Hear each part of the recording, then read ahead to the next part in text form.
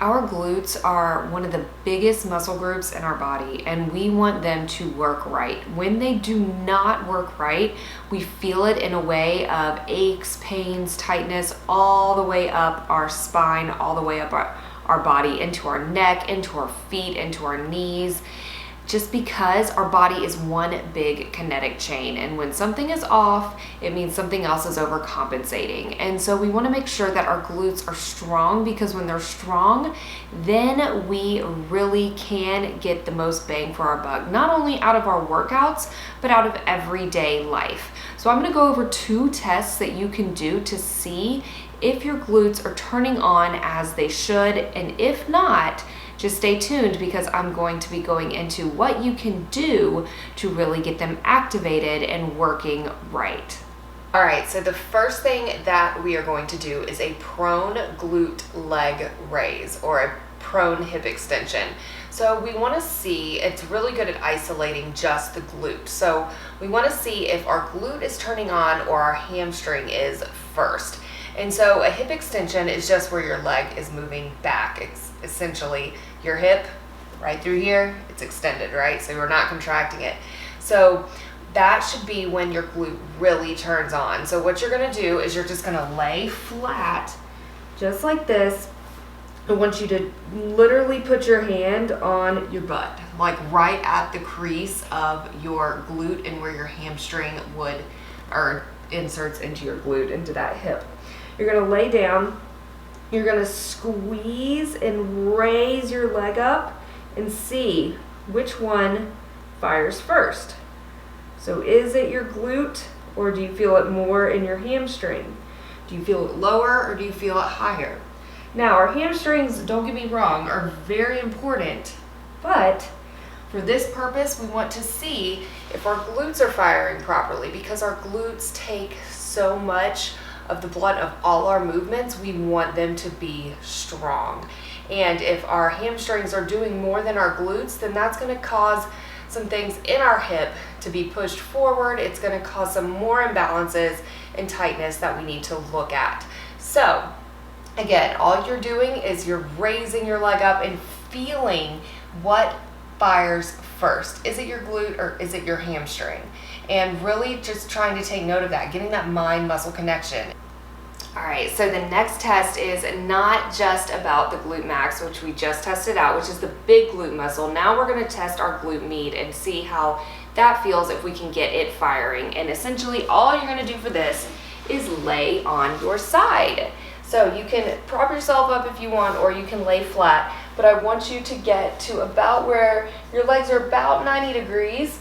Heels are together behind you, and you are laying just flat to where you can really just isolate one movement. So if I lay like this, I know I can definitely just isolate my glute. My top glute is what we're feeling for, I should say that. So what you're gonna do is we're gonna do some clams. So you're just going to raise that top leg up and really try to feel it in that side of your butt, not in the front of your leg, not in your back. The only thing that's moving is that external area of your hip. So we're working that external rotation, moving that knee away from the body, and you should really start to feel that side of your butt fire. If you don't, then there is another sign.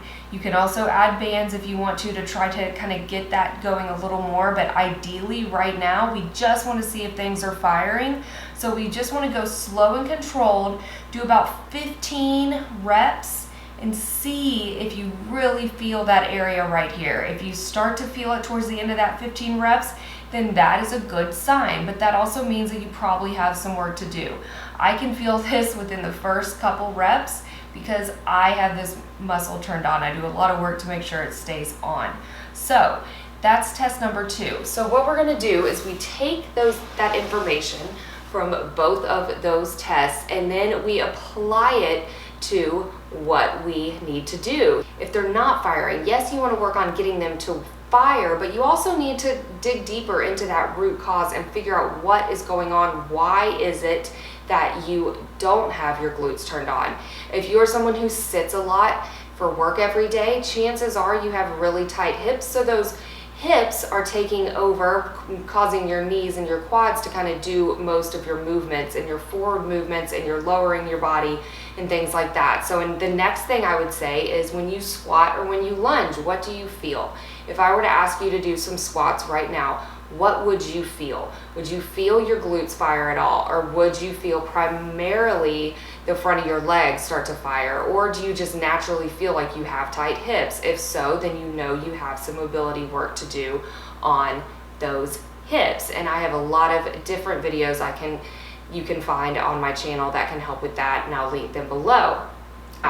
So that's one way to look at it. Is it a mobility problem? Is it a lack of awareness problem? So when you are laying and you're doing those movements, those tests, are you able to connect your mind and muscle together? Because mind-muscle connection is huge. And if you don't have that, you're only going to get so much out of your workouts, and you're not going to get the most that you could, because your mind is controlling your movements. It's telling your muscles to work in a certain way. And when you really focus on what it should be feeling, you get that much more out of it. So that would be the second thing, is the mind-muscle connection. What is your awareness? Do you need to work on that more? It's just lack of strength. Is that what you really need to work on? It's just your movement patterns and your strength in general, and start increasing the amount of time you spend working on these muscles and adding more resistance as you progress. Is that really what you need? Are you just to a point to where you can do all these movements, but you're not feeling much because you've done them too many times? Maybe there's different ways to look at it, but digging to the root cause is the third and final step in this process to see why your muscles are not firing, or why you don't have the awareness, the activation, the strength that you should in those glutes. So hopefully today you got some information on what to ask yourself. Is it a mobility issue? Is it lack of awareness? Or is it just lack of strength that you need to work on? And working and taking that information and applying it to your workouts. And if you don't know what to do there, doing some research or reaching out to someone who can help. Now, I'm going to be sharing tomorrow, if you see this on Instagram, you will see that tomorrow some different activation exercises that you can do. So stay tuned.